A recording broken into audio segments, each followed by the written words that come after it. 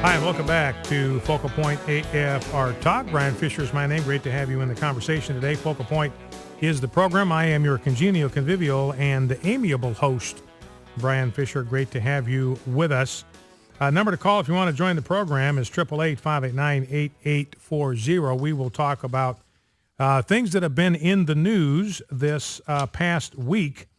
I want to start with a couple of issues that deal with religious liberty, religious freedom, and so forth in the United States. We talked about this earlier in the week, that there's a Christian song that was sung by Johnny Erickson Tata.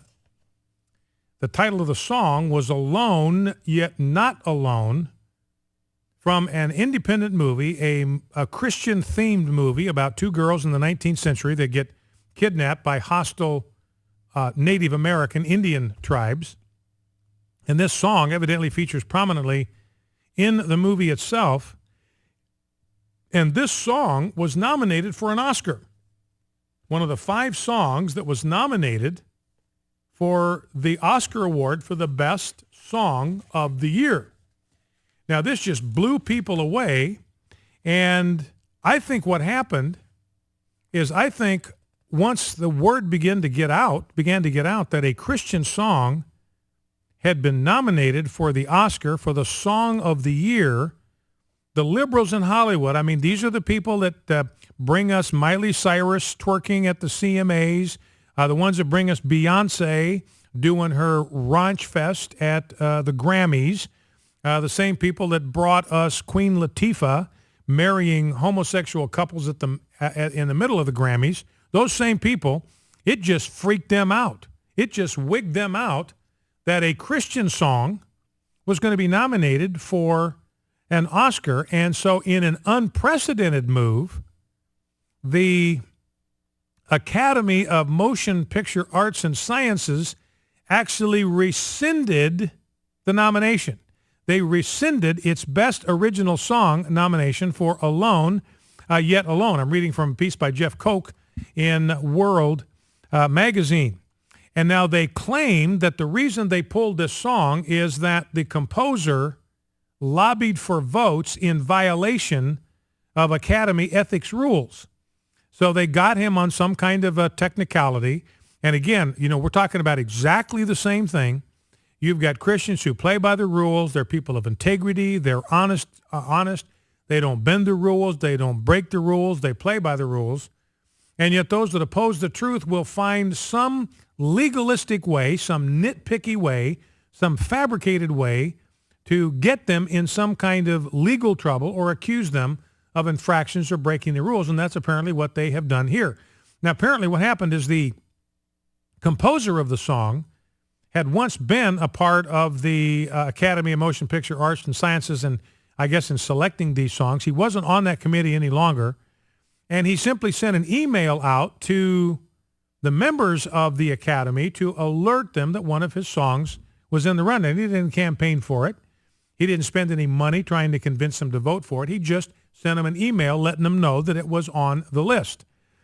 And they're claiming, well, that amounted to lobbying for votes, and that was the excuse then that they used to kick him out.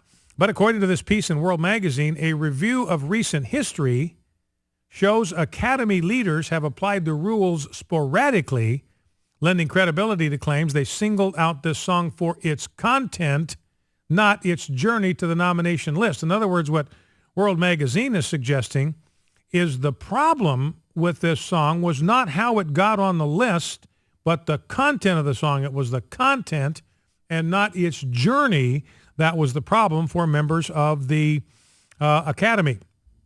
Now, when this rescission took place, where it was revoked, the songwriter, a guy by the name of Bruce Broughton, he told Variety magazine he was devastated by the revocation, defended his action as a simple grassroots effort compared to the big budget Oscar campaigning producers, directors, and composers commonly engage in.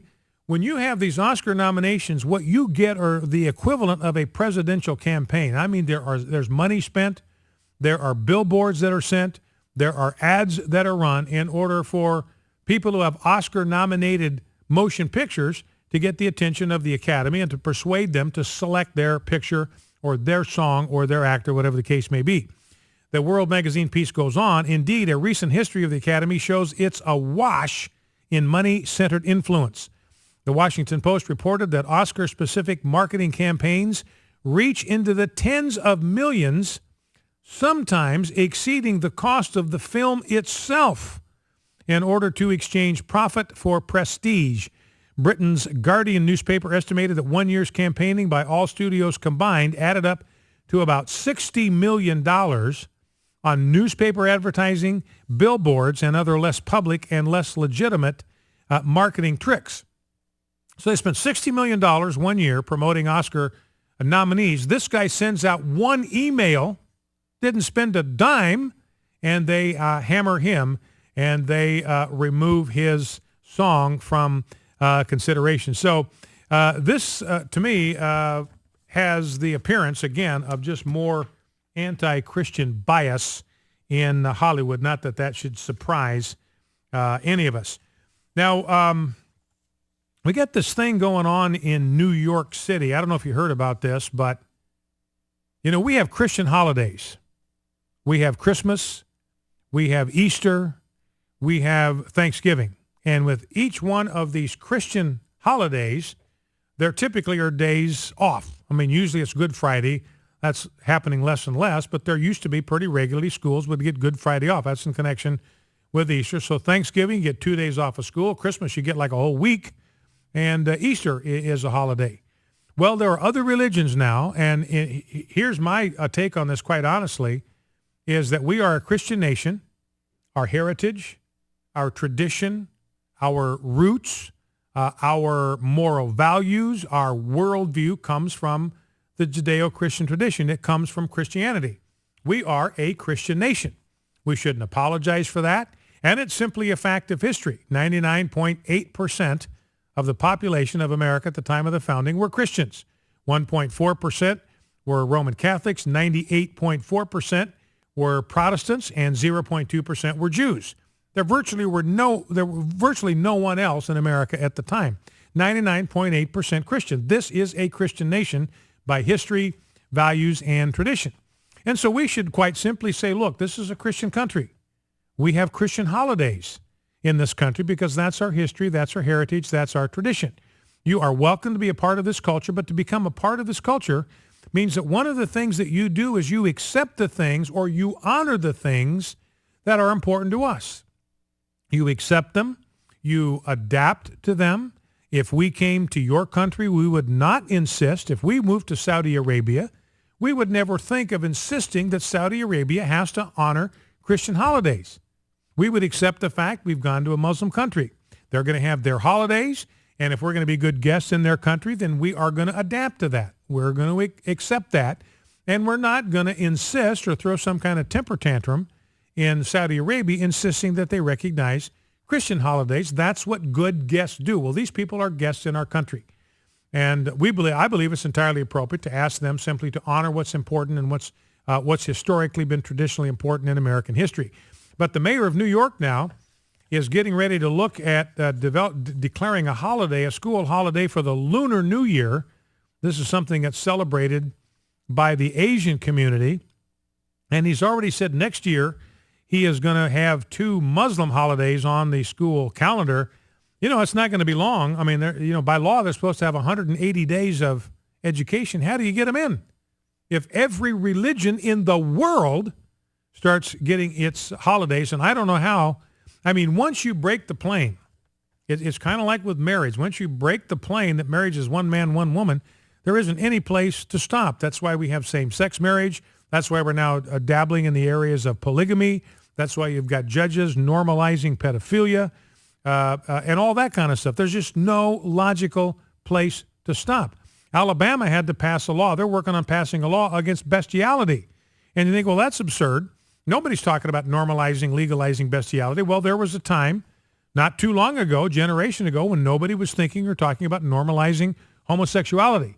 So you just simply cannot be too careful. And you need to be proactive before the Supreme Court tells you, no, you can't make laws against that kind of behavior. Again, I don't know where that stops. Once you break the plane of saying, look, this is a Christian nation, we're going to have Christian holidays, we're going to expect you to assimilate, become Americans with no hyphen, and accept our traditions and honor them. You may not believe them. You may not want to celebrate them yourself.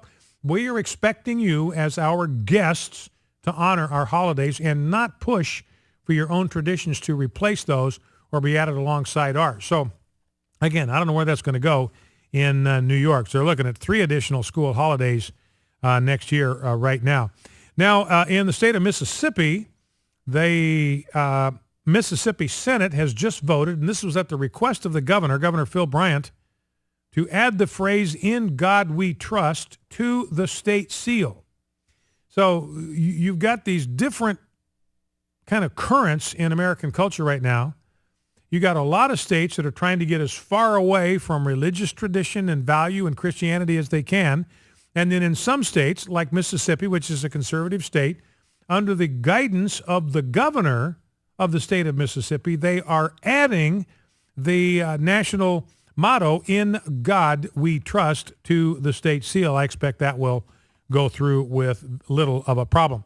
Now, one other thing before we go to the break, and the number to call is 888-589-8840, 888-589-8840, is, remember, we had this story early in the week about this Mesopotamian tablet, maybe 4,000 years old, and it contained a flood narrative.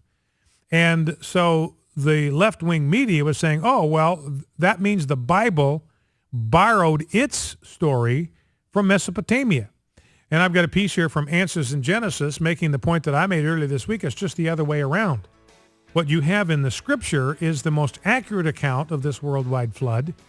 But since this was a worldwide flood, since it impacted every living being that lived on the face of the globe, they were all wiped out except for Noah and his family, which means everybody alive on the planet is a descendant of Noah and his family, which means as they had children, raised them up, they would tell them stories about the flood.